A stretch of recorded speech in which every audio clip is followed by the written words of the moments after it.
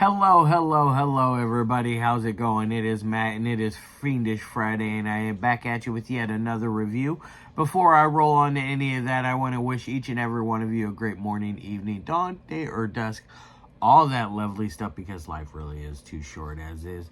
Do me a really huge favor and like, share, and subscribe. I love seeing your beautiful faces. I know I'm here an awful lot, but I have an awful lot on my plate to review. And one last final thing, check out the information in the description box. I give you a bigger bite of every single movie of every single day. I give you your brief synopsis, which I don't usually write that. That's usually done by somebody else. I usually get it off the back of the box or IMDb or wherever else. You can tell when I write it because it usually isn't very good. Because I am a talker. I'm not a writer, folks. I gave you your starring cast, your director, your runtime of the cut I am watching, along with a link for a trailer, a link for where you can rent or own this one, and then a link for where, if you decide, you can help support the channel and toss me a couple of bucks, and it goes towards anything towards Matt's Movie Mania. Every little bit helps, and I do appreciate it. So thank you very much if you do decide to help support the channel. All right, now that I got all that out of the way, let's roll on to the film of the day. And today's is a very, very, very good one. It is one that I have been very highly anticipated in checking out ever since I talked to Chuck several weeks ago about doing an interview and a review for this. I think it is a absolute gem. It is one of those that I feel like deserves more talk.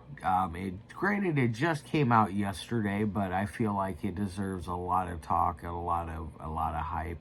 That is definitely deserved because it delivers on every aspect of the film. Now, what exactly is this movie? It is the 2023 release known as The American Ripper. It runs at about an hour and 52 minutes, hour 52, hour 53. Vudu runs it at an hour and 52 minutes. IMDb says hour 53. I don't know if there's a cut in it or if it's just a mistake on IMDb's behalf.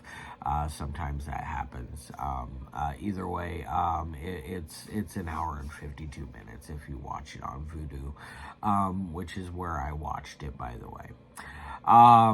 It is about a young couple named Bobby and Lola Benelli. They are moving to a new house, and they find their dream house in a place just off of a lake called Curve Lake, which is also known as Barcelona Lake, which you find out later that it has been renamed Curve Lake because a guy named Henry Barcelona was a very, very bad man that was running around in that area, who ran an orchard, was very successful at what he did, except for he was running behind on payments and had a very bad habit of kidnapping, murdering, or torturing and murdering prostitutes.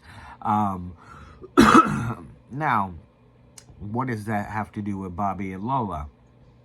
Bobby and Lola happened to move into the house house on the property where the old house once stood.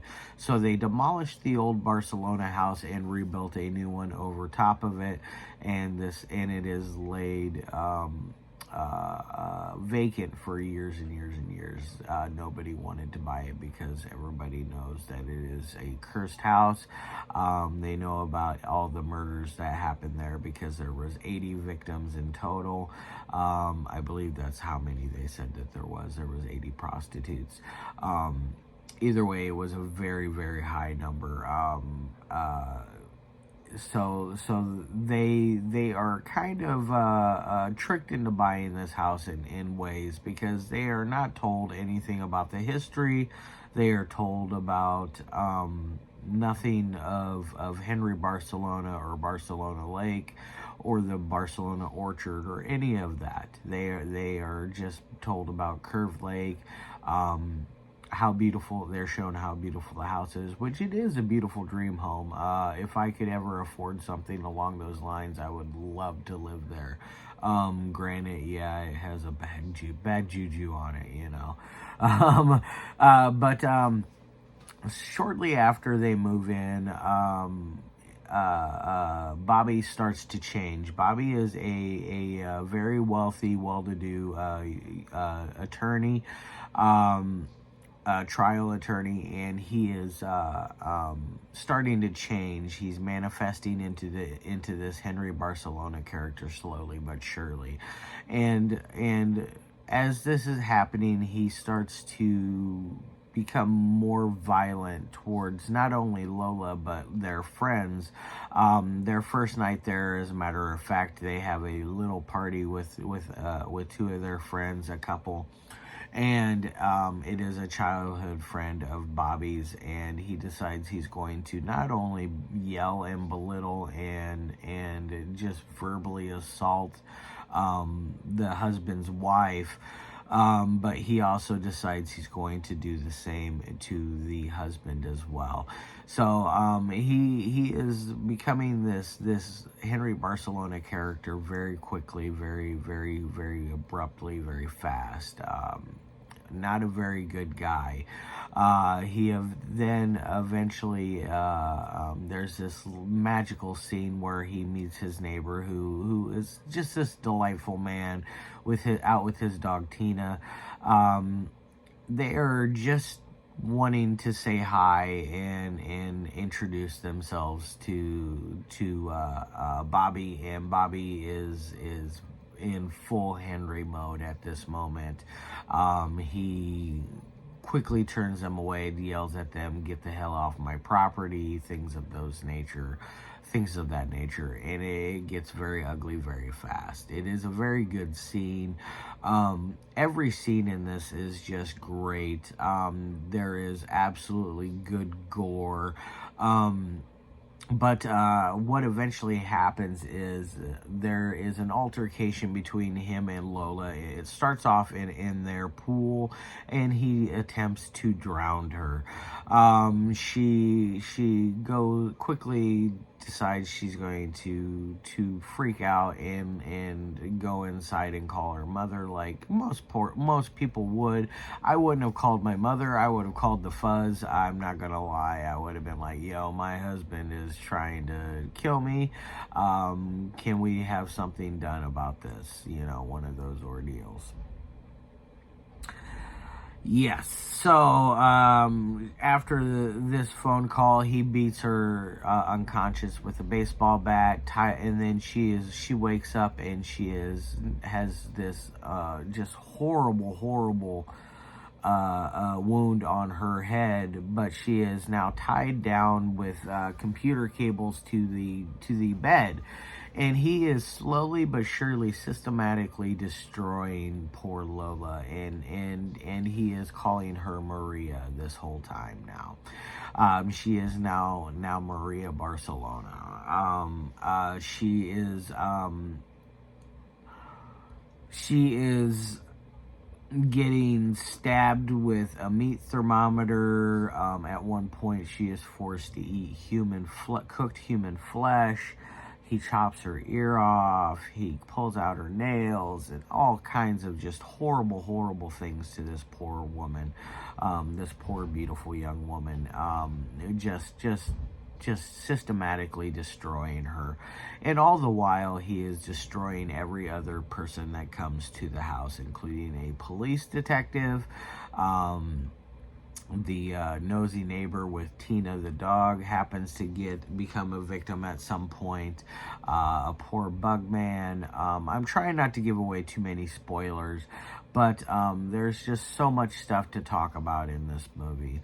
But anyways, it has a great beginning, middle, and third act. It does run a little longer at that hour and 52-minute mark, but it does not feel long at all. Like when you're watching it, it goes by very smooth. It has a very nice, steady, good pace going on.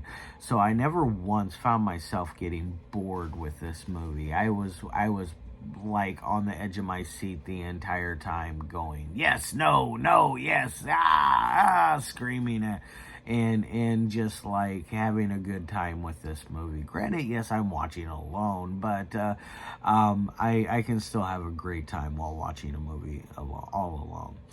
But this one definitely delivers on all cylinders, and I hope that you guys run on out and check it out. It is perfect for Halloween. Granted, yeah, Halloween is just right around the corner. It is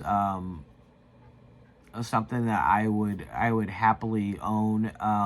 Hopefully this does get a Blu-ray or DVD release at some point, because I would love to have this in my collection. Because I'm as you can see right here, I'm a physical media kind of guy. I don't streaming too often, but when I do, I have to for reviews. I prefer physical media. But this is that good that I feel like it deserves a spot on the shelf with the rest of, or in the pile with the rest of all of my other physical media that I own, because I really enjoyed and adore this movie so very much. And I had an amazing interview with both Chuck and Karolina over this film just last week, and I hope that some of you guys checked out that interview on Another Day, Another Dollar episode, which those are going to be on hiatus for a little bit. Got myself in a little bit of trouble on Facebook, so no Facebook Live for a month. But anyways, I am so happy that I checked this out. This is well worth the, I think it was $4.99 or $3.99 or whatever it is to rent it, $8.99 to buy. I think it is well worth that. And you get it for, I believe, 45 hours or 48 hours or however, 2 days, however long you get to watch it, and you can watch it as many times in that time. So I'm planning on rewatching this again before my time is up. That's how much I liked it. Now on to the 3 things that I like my movies to me. First thing, audio. Audio is very crisp, clear, clean, and smooth. There is no bumps in the audio. There is no weird spots where I can't understand what is being said. Granted, both Chuck and Karolina have very thick accents compared to my humble Midwestern upbringings. They because she is from, I believe, Poland, and he is I'm guessing up north, maybe Jersey, New York, somewhere in that area, right up in there.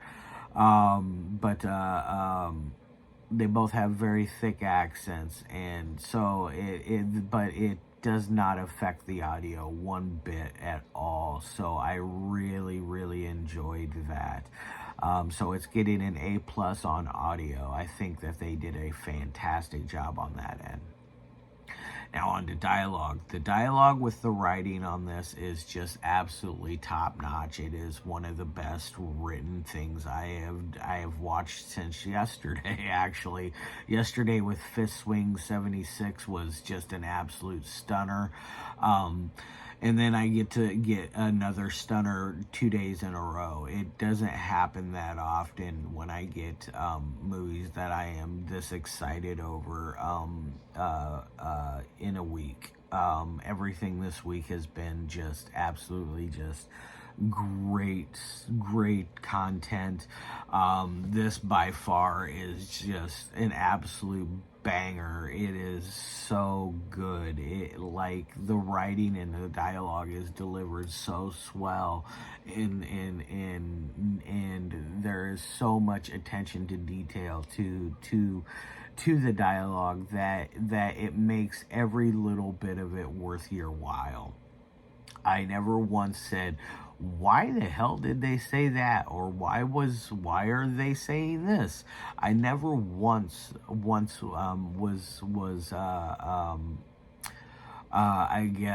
confused by their dialogue choice. So it was very, very well written. It seems like it was written by normal people, which is very nice, which I like that.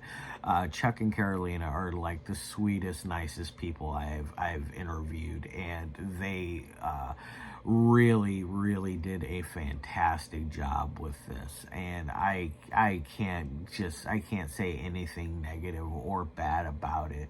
I think that the way that it ends is just absolutely just get out of here, forget about it. It is just absolutely insane. It is so good.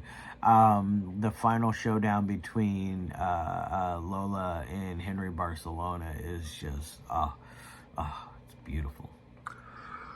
Now, so it gets an A+ on dialogue. And on to editing. Editing is very, very good. I think Karolina did a fantastic job editing this. I know that editing takes an awful long time, a lot of work, a lot of effort, and she did a great job with that. I can't say anything negative or bad about it. It has, like I said earlier, a great, nice, steady momentum going. It's very smooth sailing as far as how the plot development goes with the editing. There's no like weird cuts in it. There's no weird continuity errors because of editing. I think that Karolina did a fantastic job, so she gets an A+ on that as well. So we got 3 A+, and on the 1 through 5 scale, I'm going to give this thing a 4.5 out of 5. It's not quite a 5.0 yet. I think if Chuck and Karolina keep banging away and making movies like this, I really want to see his other film, Amityville Mount Murder something. I can't remember. It's an Amityville movie. I really want to see that as well. Just as a comparison to see how well he's developed from then to this. I think that if both of them continue to turn out material like this, they will have a 5.0 eventually. They are very fantastic filmmakers, and I have nothing negative to say. Alright guys, it has been 17 minutes and I have been jabbering on and on and on. I'm going to get the hell out of here. I hope you guys have a fantastic rest of your day, a fantastic weekend. I'll be back at you tomorrow with yet another review. And as always, love your faces and